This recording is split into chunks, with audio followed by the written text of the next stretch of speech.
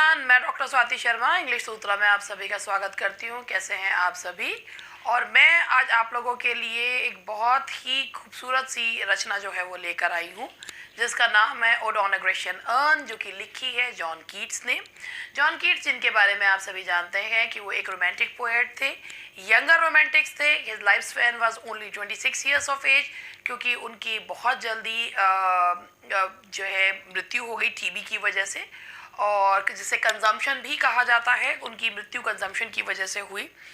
और ये एक इतनी खूबसूरत रचना है जो ये odd on a Grecian earn हम आज पढ़ने के लिए जा रहे हैं।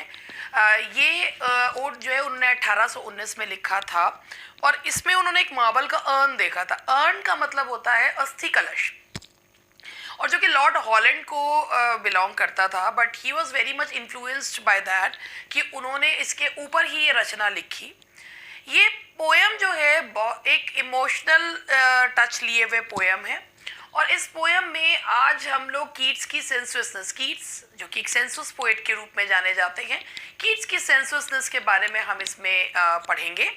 तो उससे पहले हम कीट्स की इस पोएम के बारे में पढ़ें, मैं आपको एक चीज़ बता दूं कि थोड़ा सा मेरे पास समय का अभाव होने की वजह से रेगुलर में नहीं आ पा रही। कुछ थोड़ा सा हमारे घर में आपको बताया भी था मैंने कि मेरी मदर की तबीयत ठीक नहीं चल रही है, तो इस वजह से मैं नहीं कर पा रही थी आप लोगों के साथ। लेकिन कोशिश यही रहेगी कि आपके साथ मैं बनी रहूं। और मैंने भी यही सोचा है कि छोटे छोटे लेक्चर्स हैं, जैसे आज odd on a Grecian earn के बारे में बताऊं, तो कल आप लोगों को ग्रामर का जो है पार्ट दे दूं। एक दिन ग्रामर, एक दिन लिटरेचर, इस तरीके से कर लूं, दोनों चीज़ें एक में ठूसने का प्रयास ना करूं। तो इसी को करते हुए आगे अब मैं बढ़ाती हूँ। ये हमारा जो है ये रोमांटिक पोएट हैं और LT ग्रेड के उसके लिए हैं। इसके अलावा हमारा TGT का नया बैच स्टार्ट हो चुका है। Those who wish to take admissions in our batch they can. और बस यही आप लोगों को बताना कि नया बैच स्टार्ट हो गया है, 7 से 9 चलता है रात को। चलिए, odd on a Grecian earn के बारे में मैं आप लोगों से बात करती हूँ। कीट्स को कहा जाता था कि उसकी जो कीट्स की जो स्पिरिट थी वो हेलेनिस्टिक स्पिरिट माना जाता है। हेलेनिस्टिक स्पिरिट का मतलब होता है कि ग्रीस का पुराना नाम हेलास था। तो कीट्स वॉज अ ग्रीक, ये शैले ने कहा है, क्योंकि कीट्स हर चीज़ में एक उनको जो है ना एक हर चीज़ जो उन्हें पसंद आती थी, वो he did not know Greek language, but वो इतने ज़्यादा उनसे प्रभावित थे कि उनको उनकी पोएम्स में हमें वो ग्रीक इफेक्ट देखने को मिलता है। तो चलिए बात करते हैं odd on a Grecian earn. Earn का मतलब होता है अस्थि कलश। ये एक अस्थि कलश जो है वो रखा हुआ है, और उस अस्थि कलश में विभिन्न सारे जो मार्बल का अस्थि कलश है, और उसके ऊपर बहुत सारी जो पिक्चर्स हैं वो जो है उस पर उकेरी हुई इंस्क्राइब्ड है। अब उन पिक्चर्स को देख के पोएट के मन में क्या आता है? Thou still अनराविश्ड bride of quietness, ये इसका पहला स्टैंजा है। दाउ, ये यहाँ पे अर्न को एड्रेस कर रहे हैं। ओड का मतलब ही क्या होता है? किसी को संबोधित करना। तो ये किसको संबोधित कर रहे हैं? अर्न को संबोधित कर रहे हैं, अस्थि कलश को, कि दाउ, दाउ मानी यू तुम, स्टिल अनराविश्ड ब्राइड ऑफ क्वाइटनेस, कि तुम एक अनछुई ब्राइड हो। क्वाइटनेस किसकी? एक शांति की जो है तुम दुल्हन हो, अनछुई। तो यहाँ पर देखिए अर्न को कंपेयर कर रहे हैं। Unravished bride of quietness personification भी है, मेटाफर भी है, क्योंकि कंपैरिजन किया जा रहा है। दाउ फॉस्टर चाइल्ड, कि तुम एक फॉस्टर चाइल्ड हो, एक गोद लिए हुए बच्चे हो। जैसा लग रहा है कि जैसे कि तुम्हें जो है तुम्हें पालन पोषण तुम्हारा किसने किया है? Silence and slow time, silence और स्लो टाइम को पर्सोनिफाई कर दिया गया है कि, और वैसे कंपैरिजन किया जा रहा है, तो ये मेटाफर भी है और यहाँ पर पर्सोनिफिकेशन भी, कि दाउ फॉस्टर चाइल्ड ऑफ साइलेंस, कि तुम्हें पालन पोषण तुम्हारा किसने करा है? शांति ने, और धीमे चलते हुए वक्त ने। ये जो इमेज है धीमा चलता हुआ, कि तुम्हारे ऊपर जो इमेजेस हैं वो कभी चेंज नहीं होंगी। तो ऐसा लगता है वक्त तुम्हारे सामने रुक गया है। सिल्वन हिस्टोरियन, कि तुम एक सिल्वन हिस्टोरियन हो। सिल्वन मीन्स जो भी चीज़ वुड से संबंधित हो, यानी कि जंगल से संबंधित हो, कि तुम एक सिल्वन हिस्टोरियन हो, कि तुम एक वुड्स के बारे में बताने वाले एक इतिहासविद हो।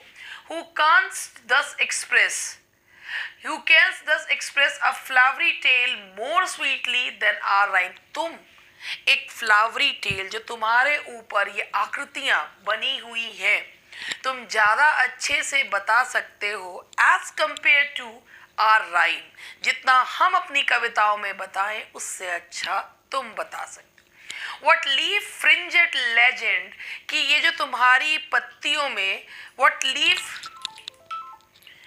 Leaf fringed legend haunts absolute about thy shape, कि ये जो लीफ फ्रिंजेड लेजेंड, ये जो फूल पत्ती की आकृतियां बनी हुई है, ये कहानियां, लेजेंड मीन्स कहानियां कह रही हैं, हॉन्ट्स अबाउट दाई शेप, ये तुम्हारी शेप के बारे में कहानी जो है वो कहती है। ऑफ डेटीज और मोर्टल्स और ऑफ बोथ, कि ये किसकी कहानियां कहती हैं, देवी देवताओं की, लोगों की, या दोनों की। इन टेम्पे और द डेल्स ऑफ आर्केड, ये जो सीन है ये कहाँ का है, टेम्पे और डेल्स, ये जो दोनों जो है ये जगह का नाम है, कि टेम्पे का सीन है या डेल्स का। व्हाट मैन और गॉड्स आर दीज, ये कौन लोग बने हुए हैं, ये कौन है, ये मैन है या ये भगवान है। व्हाट मेडन्स लोथ, ये कौन सी मेडन्स हैं जो लोथ यानी कि किसी चीज से जो है वो उनको अनिच्छा दिखा रही हैं। What mad pursuit, what struggle to escape, ये लोग किस चीज के पीछे भाग रहे हैं। व्हाट स्ट्रगल टू एस्केप, किस स्ट्रगल से एस्केप करने की कोशिश, ये पैराडॉक्स है फिगर ऑफ स्पीच इसमें। What pipes and timbrels what wild, ये जो इस पे जो आकृतियां बनी हुई हैं कौन से पाइप्स हैं, कौन सी जो है ये वाइल्ड एक्सटेसी यानी कि कौन सा परम आनंद इनसे मिल रहा है। हर्ड मेलोडीज आर स्वीट, ये पैराडॉक्स है कि जो आवाजें हमें सुनाई देती हैं वो बहुत स्वीट होती हैं, but those unheard are sweeter, लेकिन जो हमें सुनाई नहीं देती ना वो उससे भी ज्यादा स्वीट होती हैं। ये एक भाई एक चीज ये भी है कि भाई ये एक एंटीथीसिस है कि एक और इसमें स्टेटमेंट जो है, क्योंकि जो आवाजें सुनाई नहीं देती वो स्वीट इसलिए है क्योंकि वो हमेशा रहेंगी। एक बार कोई आवाज हमें सुनाई दे रही है, वो दी सुनाई और तभी खत्म हो गई, लेकिन जो आवाज अर्न में है यानी कि जो सुनाई नहीं दे रही वो हमेशा है, दैट वो समय के साथ समाप्त नहीं होती। तो heard melodies are sweet, those unheard are sweeter, कि जो सुनाई नहीं देती वो बहुत स्वीट है क्योंकि वो एवरलास्टिंग, वो एवरलास्टिंग है। ये सॉफ्ट पाइप्स प्ले ऑन, कि ये जो सॉफ्ट पाइप्स हैं जो ये वाद्य यंत्र है प्ले ऑन, इनमें बजाया जा रहा है। Not to the sensual ear, ये आवाजें हमारे ईयर को सुनाई नहीं देती बट मोर एंडियर्ड, लेकिन फिर भी ज्यादा प्यारी हैं। Pipe to the spiritities of no tone, क्योंकि ये आवाजें हमारी आत्मा को प्रभावित करती हैं, हमारे सेंसुअल ईयर्स को प्रभावित नहीं करती। Fair youth beneath the trees, thou canst not leave thy song, ये जो फेयर यूथ है कि ये जो यंग मैन है, यंग पीपल हैं जो पेड़ के नीचे बैठे हैं, ये अपने गाने को कभी छोड़ नहीं सकते क्योंकि ये पिक्चर पर बनकर हमेशा के लिए हो गए। Nor ever can those trees be bare, कि ये जो ट्रीज हैं ये कभी अपनी पत्तियां नहीं गिराएंगे। Bold lover never never can thou kiss, कि जो इस पे लवर्स हैं वो कभी एक दूसरे को किस नहीं कर सकते। एक इमोशनल चीज है जहां पर जो कवि है, the poet wants to grab those moments forever, though winning near the goal yet, कि वो जो लवर्स हैं they are very near yet do not grieve, लेकिन वो एक दूसरे को किस नहीं कर सकते मगर फिर भी दुखी नहीं है क्योंकि वो हमेशा वैसे ही रहेंगे जैसे वो हैं। She cannot fade, जो beloved है वो कभी बूढ़ी नहीं होगी।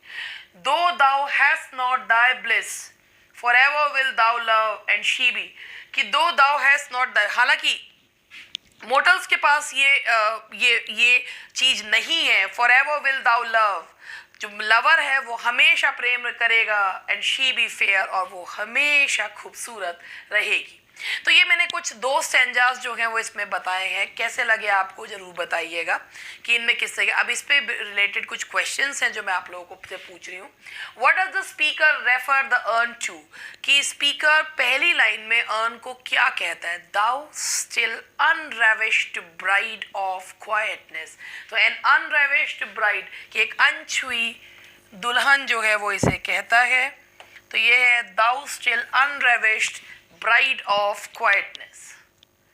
Now the next one is what does citadel mean in the context of the poem. इसमें एक citadel दिखाया है, एक किला दिखाया है जिसके लोग जो हैं वो किला और वो खाली है क्योंकि वो एक हाइफर के उसमें एक कोई प्रोग्राम होने वाला है, उसके सेक्रीफाइस को ले जाते हुए दिखाए गए हैं.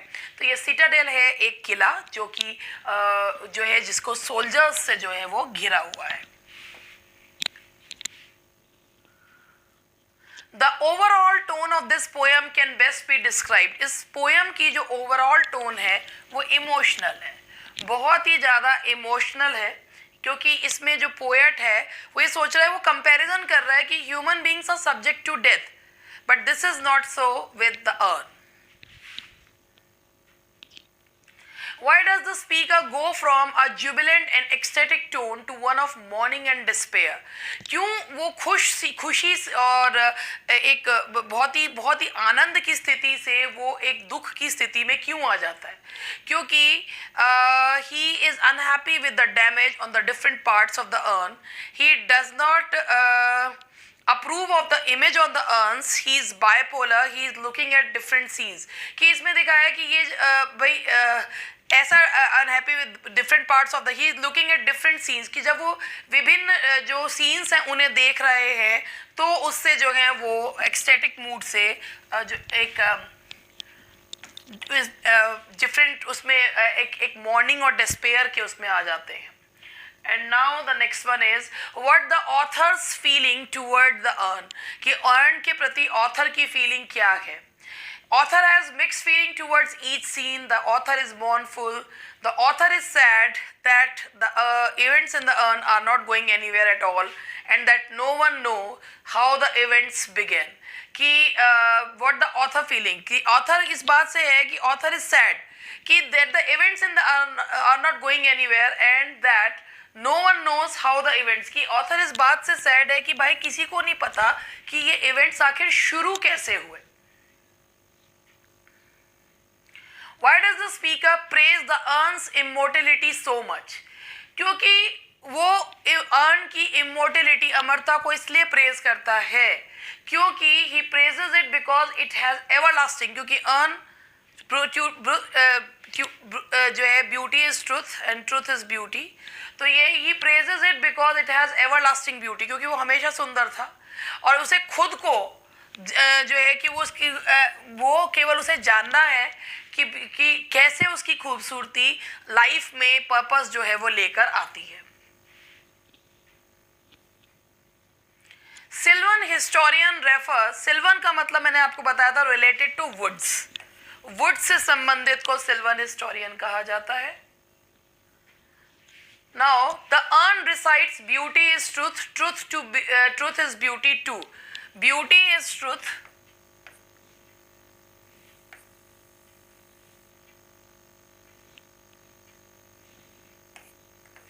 that's beauty. Beauty is truth, truth is beauty too. To the speaker and all other humans. जितने भी लोगों से मिलता है सत्य ही सुंदर है, सुंदरता ही सत्य है, सत्य ही सुंदर है. The speaker is a middle-aged woman who is a historian. नहीं, speaker कोई woman नहीं है, speaker is the poet himself. Oh sorry, that's false. ये false है इसका. That's false. The speaker uses devices such as imagery, oxymoron and synecdoche too. Synecdoche.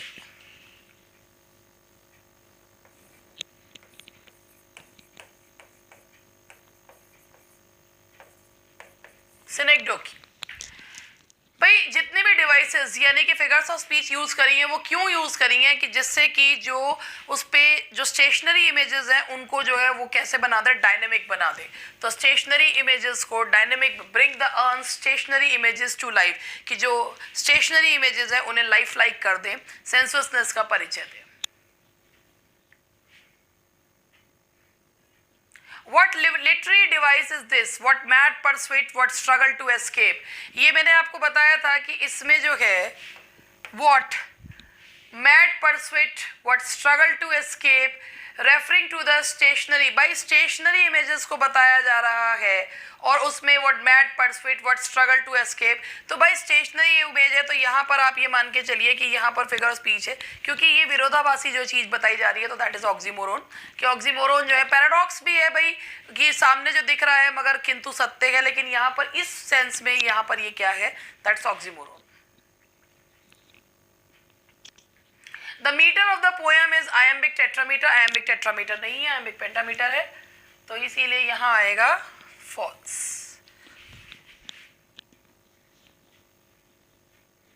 What animal is sacrificed in the fourth stanza? जो animal sacrifice किया जाता है that's cow, एक छोटी cow hyper, उसको सेक्रीफाइस किया जाता है। तो this is session on Grecian earn, और बस आज के लिए इतना ही। कल आप लोग के साथ ग्रामर का सेशन लूंगी, अलग अलग ही सेशन लूंगी, ग्रामर और लिटरेचर के छोटे सेशंस ही लूंगी, मगर मीनिंगफुल सेशंस जो है वो आप लोगों के लिए लूंगी। थैंक यू वेरी मच, मिलते हैं कल, bye bye and good night.